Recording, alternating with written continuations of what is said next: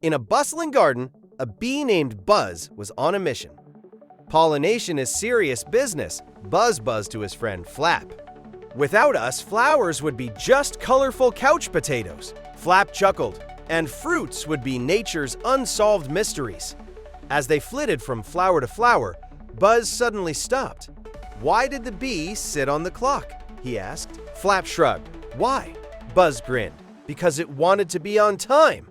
They both laughed, realizing even in the world of bees, timing was everything. "Let's keep buzzing," Buzz said. "Time waits for no bee."